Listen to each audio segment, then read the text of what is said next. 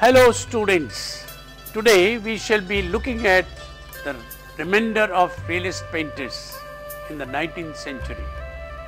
The intention in this module is to understand the works of Millet and other realist painters. The components of this module are Jean-Francois Millet 1814 to 1875, Rose Benever 1822 to 1899, Edward Manet 1832 to 1883, Realism in Russia and Ilya Repin 1844 to 1930, American realist painter. Let us start with Jean-Francois Millet 1814 to 1875. He was one of the greatest realist painters of the century. Also associated with the Barbizon school of art, he is best known for his genre painting and landscape painting, mainly featuring the back-breaking rural life of the French peasantry.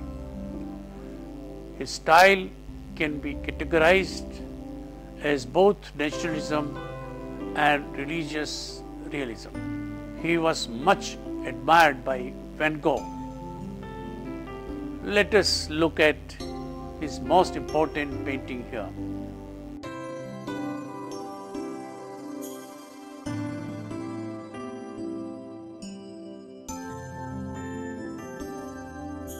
The sower is a powerful figure which is precisely situated against the sloping horizon behind him. As he strides forward, the sense that we get is that he feels the picture while showing the grain.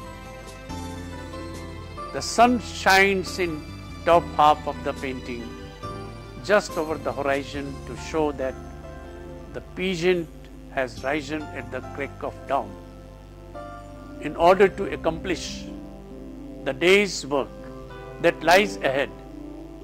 Using dark and muddy earth tones, Millet did not idealize the peasant man, but portrayed him as a stocky, well-built young man wearing simple, practical peasant clothing. When the sower is looked at in light of his social realist associations, a whole new realm of icons and meanings can be grasped. The sower himself or the peasant can be viewed as a seeker of social justice, a representative of the lower class fighting for social mobility by sowing the seeds of protest and dissent. A bright sun is rising behind the peasant man, indicating that the seer has the forces of social justice on his side. The sunrise can also be interpreted as a symbol of change. In the social realist sense, this would mark the change from the bourgeoisie middle class dominance of the capital industrial era in France to one of the socialist enlightenment.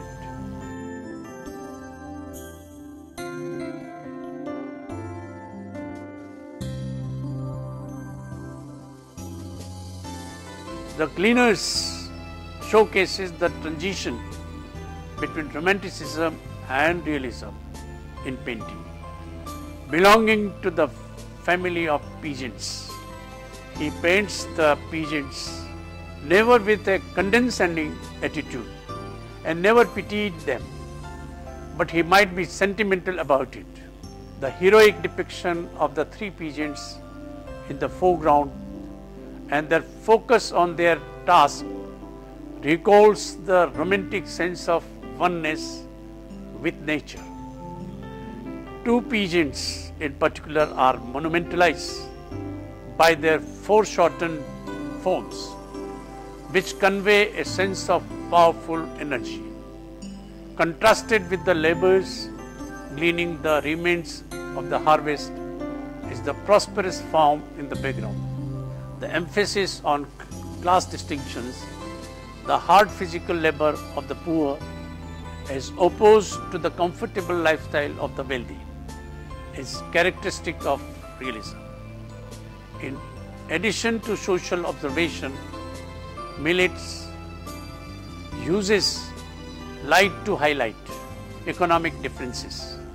The farm is illuminated in a golden glow of sunlight, while the three foreground figures and the earth from which they glean are in a shadow. It is just harsh and real. The bent postures of Millet's gleaners, as well as his heavy application of paint, emphasize the physical hardship of their task. Like Courbet's portrayal of stonebreakers, Millet's choice of subject was considered politically subversive, even though his style was more conservative than that of Courbet. Reflecting his academic training, Millet endows his subjects with a sculptural presence that recalls the art of Michelangelo and Nicolas Poussin. When Millet painted the Gleaners, he was 43. For many years, he had sent his pictures to the salons of Paris, only to be rejected again and again. His work was not palatable to the aristocrats. They would have nothing to do with a man who held the plough and triumphed over the soil and the manure of Barbizon. When Millet had joined the art class in Paris, the sophisticated urban pupils had sneered at his manners. A few of them, more outspoken than the rest, had become acquainted with the strength of his first, partly in admiration. They had nicknamed him, and the wild man of the woods he remained throughout his life.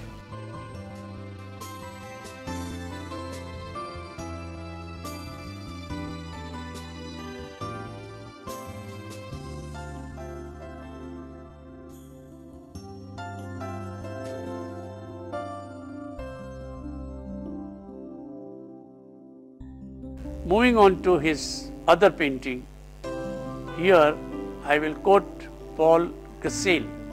Here I will quote Paul Gauguin, who wrote the following about the painting.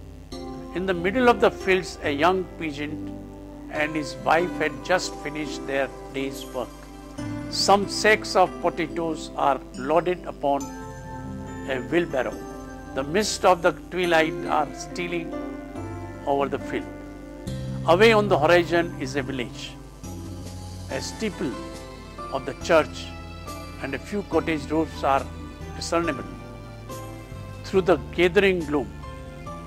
Suddenly, the far-off music of the Angelus comes floating on the tranquil air, silent and motionless.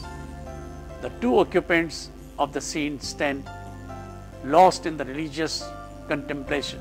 The man baring his head stands awkwardly holding his head in his big, toil-worn hands. The woman claps hers reverently together, and both of them bow their heads. How poor and uncouth is their appearance.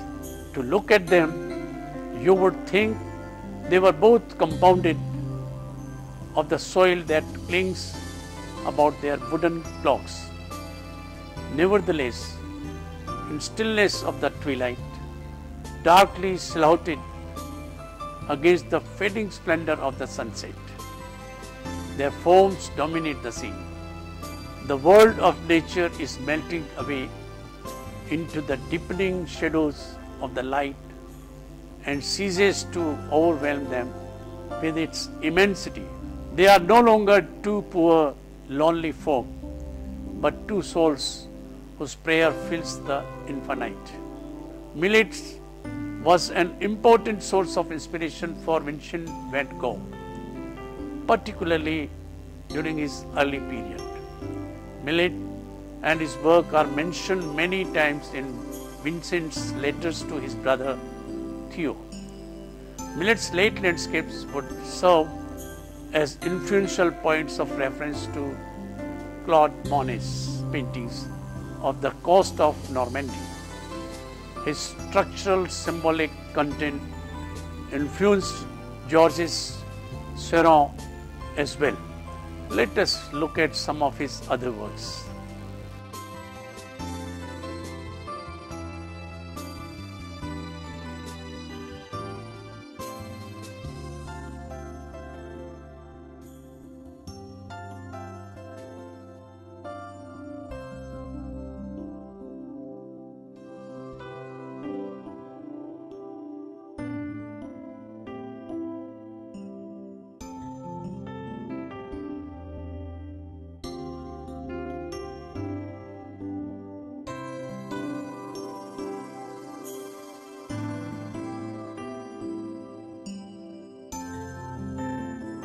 Rosa Bonheur, 1822 to 1899.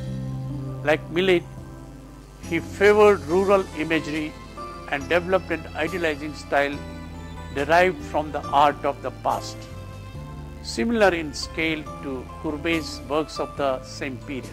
Bonheur's imposing horse fair, shown at the Salon of 1853, shows her close study of the anatomy and movement of horses galloping, rearing, and parading.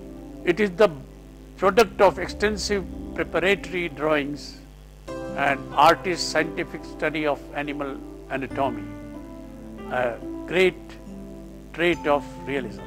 In addition to the realist qualities of the horse fair, the thundering energy of the horses and the efforts of their grooms to keep them under control under the turbulent skies echoes the dramatic and romantic dynamism of the struggle between humanity and untamed forces of nature.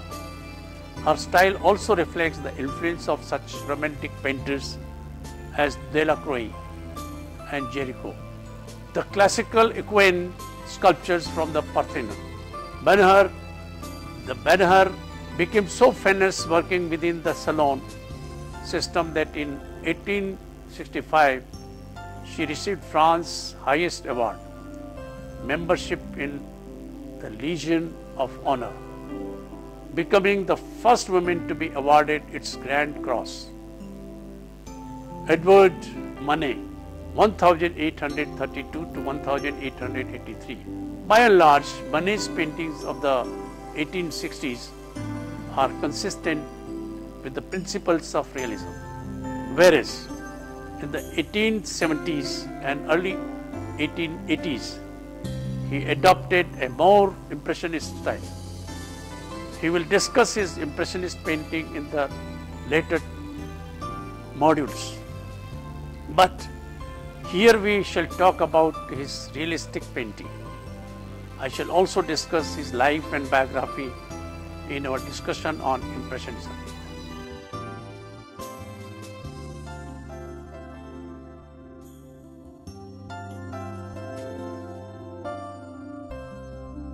We shall discuss two of his paintings here under the realm of realism.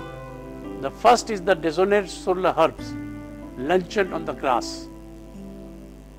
Now, this painting is not realist in the social and political sense of Daumier, but it is a statement in favor of the artist's individual freedom. The shock value of a nude woman staring at the viewer while launching with two fully dressed men was used. At first it was thought that she was a prostitute. In the background, a lightly clad woman wades in the stream. Also, we know that the two men are Manet's brother Gustave and his future brother-in-law Ferdinand Lindholm. Both of them look as if they are unaware of the naked woman. The naked woman is painted with a white flesh tone with very little contrast of light and shade. This use of light and color emphasizes on the difference between the nakedness and nudeness. Manet was paying tribute to Europe's artistic heritage, borrowing his subject from the pastoral concert, a painting by Titian attributed at the time to Giorgione, exhibited in Louvre, and taking his inspiration for his composition of the central group for the Mercantinor Raimondi, and craving after Raphael's Judgment of Paris. But the classical references were counterbalanced by Manet's boldness. The presence of a nude woman among clothed men is justified neither by mythological or allegorical precedents. This and the contemporary dress rendered the strange and almost unreal scene obscene in the eyes of the public of the day. In his Olympia, he paints another naked woman. He painted it in 1863, but did not show it to the salon till 1865. He was wise enough to not show both paintings together. One scandal was enough for a year. Here again, Manet is inspired by the past, most obviously by Giorgione. Giorgione's Sleeping Venus and Titian's Venus of Urbino. So what is the difference here? Well, in the Renaissance, the nudes are designed as deities and therefore psychologically distanced from the viewer. But Manet, being Manet, made Olympia a common name for prostitutes then, to represent a prostitute. Olympia gazes down unflinchingly at us, indicating that she is in a position of the bed who brings her a bouquet of flowers. It looks as if she is presented flowers on behalf of us.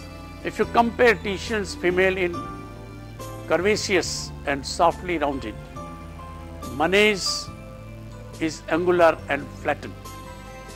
Titian's colors are warm and rich.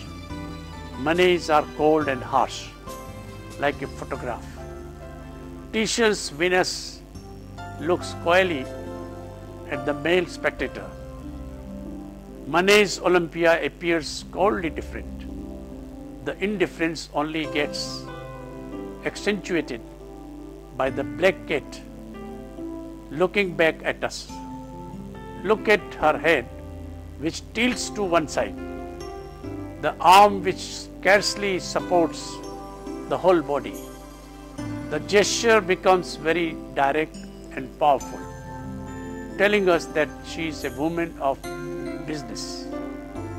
Edward Manet and the Impressionists were the immediate heirs to the realist legacy, as they too embrace the imagery of modern life. By the 1870s and 1880s, however, their art no longer carried the political charge of realism.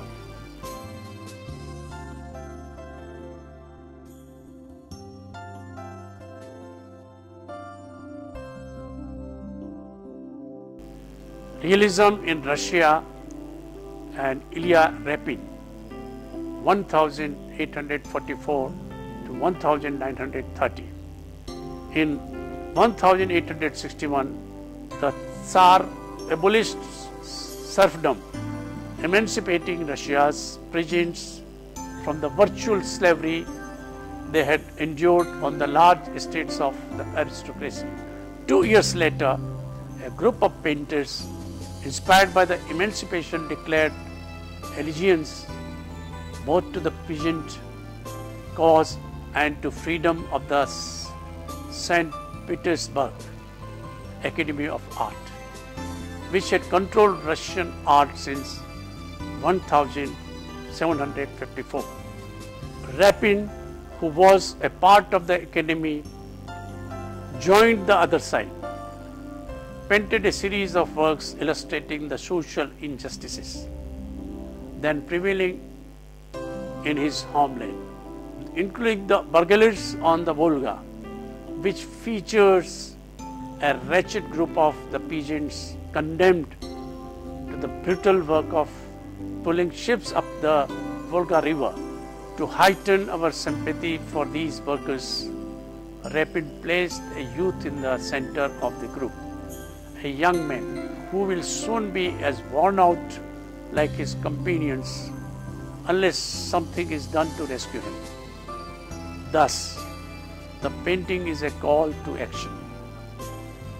Let us look at some other realistic paintings from Russia.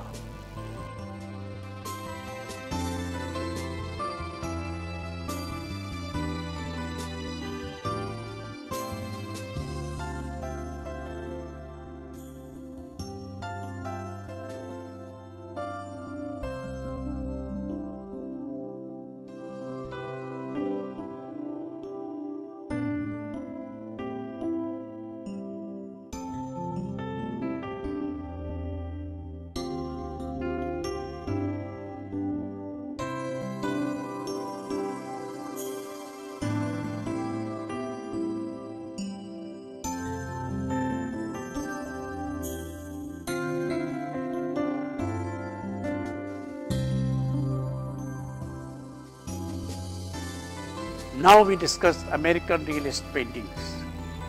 One of the landmarks of realistic painting in America was the Gross Clinic by Thomas Atkins, 1844 to 1960.